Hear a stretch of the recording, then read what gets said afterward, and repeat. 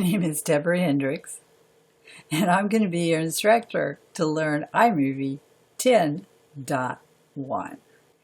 As of today, December 31st, 2015, this was the latest version of iMovie, and we all know that's going to change pretty soon, but there's just enough different. Hold on just a sec. Hold on. Okay, now you can reveal. I'll reveal my true identity here.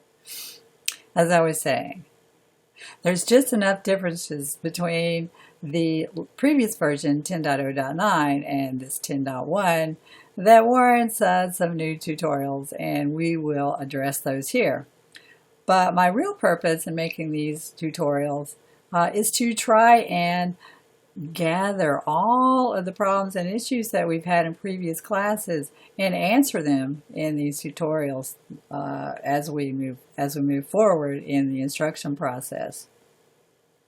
So one of the questions that I get asked is, why use iMovie? Well, I would rather use a Premiere, or I would rather use something else, and then there's lots of other kind of third party, you might call them, editing programs out there. And I will say this before I give you my choice of iMovie, is that all of these have something in common, and that's basically how they edit. They just put, you have the ability to put one clip of video after another, and at the end of the day, export that out and make a movie that people can watch. Yeah, they all have that. But iMovie has some very, very powerful features that will give your end result a very high degree of professionalism.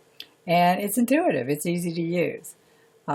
Apple has tried to anticipate all the problems that, well, we won't say beginners, but people that don't do it for a living would have, and they have done a pretty fair job of addressing these problems.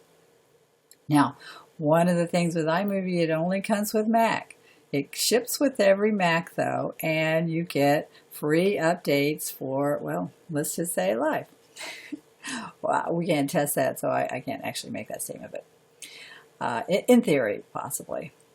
So let's talk about the other kind of three more professional programs out there, and one of them is Final Cut Pro, which is essentially iMovie with all the features.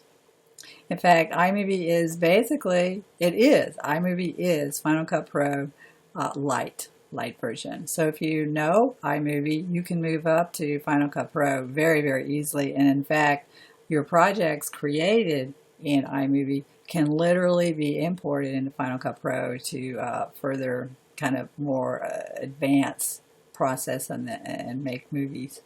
A lot of people do that. And the other two out there that are in the professional realm are Adobe Premiere and Avid Composer. And I would say of the three, Avid Composer is probably at the top level, just because of the things that it can do for now, that is. But all three of those, Final Cut Pro, Premiere, and Composer, Avid Composer, are not free. You had to buy them. Final Cut Pro has an advantage. You buy it once, you get updates for life. Adobe Premiere, you have to rent that by the month, which I am not a big fan of. And Avid Composer is a purchase, and it's likely, though I can't verify this, haven't really done any research on it, that you had to buy the updates as they come along. So that would be purchases in the future. But the great thing about learning iMovie is it's easy, and you'll get really fantastic results just as a beginner, and that's very gratifying. All of these editors are basically have the same basic concept, and that is just to be able to choose clips, organize clips, and put them on what we'll call a timeline. We'll get into all that later. Don't worry about the jargon now. And export them out as a movie at the end of the day. Now, if you find yourself in a situation where you have to learn one of these other more professional editing programs, you will already have a really good jump start on that by learning iMovie. And it really won't be that hard, because the real primary reason for learning these editing programs is not just to know the editing program, is to create a message.